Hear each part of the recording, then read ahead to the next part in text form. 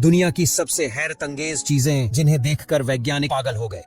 L Dorado की कहानी जो है सिटी ऑफ गोल्ड और इतनी फेमस है कि सुनकर लगने लगता है मानो पूरे मोहल्ले का सोना वहीं छुपा दिया गया। कहानी ये है कि साउथ अमेरिका में एक मिथिकल शहर है जहां हर गली नुक्कड़ सोने से बनी है। राजा सुबह उठकर शायद चाय पीने की बजाय सोने के मग से पानी पीता होगा। असल में एल डोराडो का मतलब है द गिल्डेड वन और ये शुरुआत में एक राजा की कहानी थी जो अपने शरीर पर सोने की धूल मलकर लेक में स्नान करता। बस यही कहानी सुनकर स्पेनिश एक्सप्लोरर्स की आंखों में सोने की चमक आ गई और वो निकल पड़े इस इमेजिनरी शहर को ढूंढने। लेकिन भाई वो तो गोल गोल घूमकर बस खाली हाथ वापस आए। अब मजेदार बात यह है कि एल डोराडो का सच आज तक किसी को नहीं मिला। इस रेड दिखने वाली चीज को ओशियन फ्रूट कहा जाता है, लेकिन ये फ्रूट नहीं जिंदा जीव है और इनका नाम है क्रिल्स। नॉर्मली ये क्रिल्स 1 सेंटीमीटर से भी ज्यादा छोटे होते हैं, लेकिन अंटार्कटिका के पानी में पाए जाने वाले क्रिल्स 6 सेंटीमीटर तक लंबे हो जाते हैं। इंसान हर साल 2 लाख टन से भी ज्यादा क्रिल्स को समुद्र से निकाल कर खा जाते हैं। साथ में इंसानों के साथ ही क्रिल्स ब्लू व्हेल का भी पेट भरते हैं।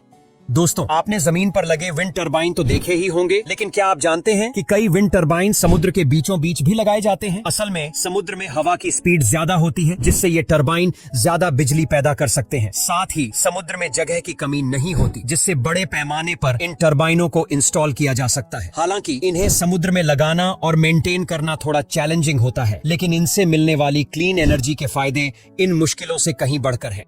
दुनिया में वाटरमेलन यानी टारबूज तो सबने देखा होगा, पर क्या आपने कभी स्क्वायर शेप टारबूज देखा है? हाँ, सही सुन रहे हो। जापान वालों ने बोर्डम मिटाने के लिए राउंड वाटरमेलन को स्क्वायर बना डाला, लेकिन ये सिर्फ स्टाइल नहीं है, इसके पीछे साइंस है। स्क्वायर वाटरमेलन को स्पेशली मोल्ड्स में ग्रो किया जाता है ताकि ये फ्रिज में इजीली फिट हो जाए। पर ठहरो, मजेदार बात ये है कि ये खाने के लिए नहीं होते। जी हाँ, ये सिर्फ डेकोरेशन और गिफ्टिंग के लिए होते हैं। अगर किसी को गिफ्ट में देना हो तो ये अल्टीमेट स्वैग है, बट खाने का मूड हो तो भाई सिंपल राउंड वाला ही सस्ता और अच्छा है।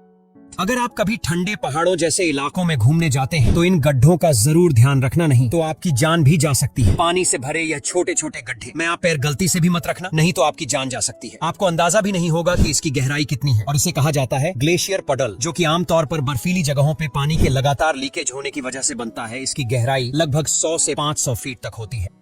यह है चाइना का स्टोन मार्केट, जहां पर हजारों तरह के स्टोन्स और क्रिस्टल बेचे जाते हैं। इनकी खरीदारी करने के लिए बड़ी दूर दूर से लोग आते रहते हैं। इन क्रिस्टल को यह लोग समुद्र के किनारे से ढूंढ कर लाते हैं, फिर उन्हें प्रोसेस करके यहाँ बेच देते हैं। यहाँ आने वाले लोग इन्हें महंगे दामों में खरीद लेते हैं क्योंकि इन्हें शुभ और एनर्जी से भरपूर माना जाता है। कई लोग मानते हैं कि ये क्रिस्टल पॉजिटिविटी बढ़ाने और सौभाग्य लाने में मदद करते हैं, इसलिए इनकी डिमांड काफी ज्यादा रहती है।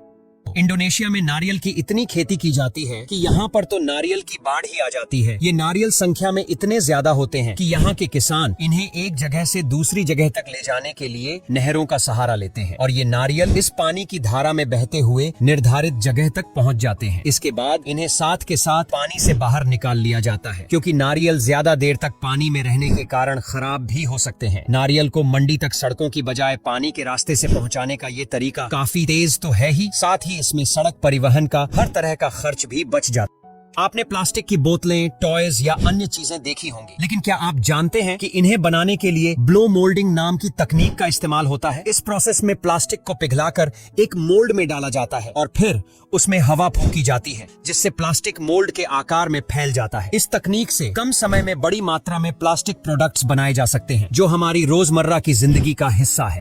आपने कभी सोचा है कि मछली परिंदे बनने की कोशिश करें? एक्सोक्वेटस फिश, जिसे हम फ्लाइंग फिश भी कहते हैं, अपने अंदर का सुपरमैन जागा चुकी है। ये मछली हवा में उड़ती है और ऐसा लगता है मानो किसी ने इसे अंडर वाटर पायलट लाइसेंस दे रखा हो। पानी से छलांग मारकर ये 200 मीटर तक ग्लाइड करता है और मजेदार बात ये है कि ये ऐसा करने के लिए अपने पंखों को विंग्स की तरह यूज करता है। मतलब पानी का ये छोटा सा क्रीचर हवा में जेट प्लेन बनने की कोशिश कर रहा है। असल में एक्सोक्वेटस फिश ये स्टंट प्रेडेटर्स से बचने के लिए करती है। मतलब जब कोई बड़ी मछली इसे खाने के लिए पीछे पड़ती है तो ये बोलती है, भाई पकड़ सको तो पकड़ लो, और हवा में जूम करके गायब हो जाती।